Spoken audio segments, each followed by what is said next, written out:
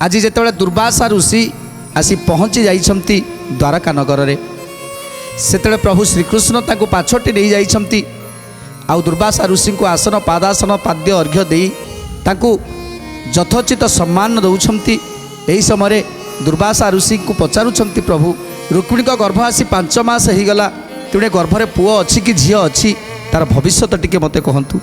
तेणु दुर्वासा ऋषि एवं प्रभु श्रीकृष्ण दुई जन कथा हवा बेले सेतेबेले माँ रुक्मिणी आसी पहुँची जाइछंती।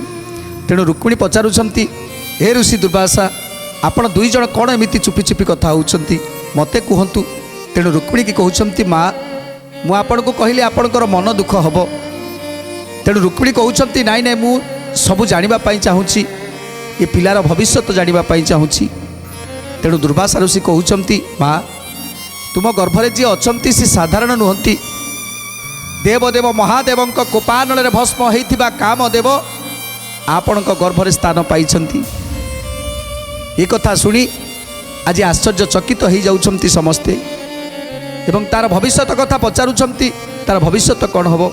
तेणु दुर्वासा ऋषि कहउछंती माँ जेतेबेले पिलाटी जन्म हब रजचक्र दोषरु फूल फल नथिबो एवं पिलाटी सिना जन्म हब किंतु से जन्मर अंतुड़ी गृहरु ताकू संबरासुर चोरी करी नब आउ चोरी करी नहीं ताकू समुद्र मध्य को फोपाड़ी दब किंतु भाग्यवशत से समुद्र भितरे गोटे मीन से मंजूषा को गिड़ी दब से मंजूषा सहित कामदेव को गिड़ी दब तापरे से धीवर पाखर मीनटी धरा हब आउ से मीनटी को नहीं सारावतीपुर से संबरासुर पाखरे जाई से मीनटी पहुँची जीव जितेबले मीनटी की काटिदेवे सेतेबले ता भितर बाहर मीन केतन से कामदेव से माछ गर्भरू बाहर तांकर नाम हम मीन केतन।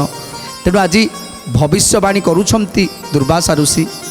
तेणु दुर्वासा ऋषिंकर कथा को आज कानडेरी शुणुछंती रुक्मिणी प्रभु श्रीकृष्ण। माछ पाई नधीवर आनंद होइब सारावती कटकरे राजा को भेटिब सारावती कटकरे राजा को भेटिब सारावती कटकरे राजा को भेटिब नृपति अग्रते देवे नेई दरसनी मायावती पुरकु से माछ जीवे घेनी मायावती पुरकु से माछ जीवे घेनी मायावती पुरकु से माछ जीवे घेनी मीन काटते गर्भरू जनिब कुमर तऊ मीन केतन जे हेबे अवतार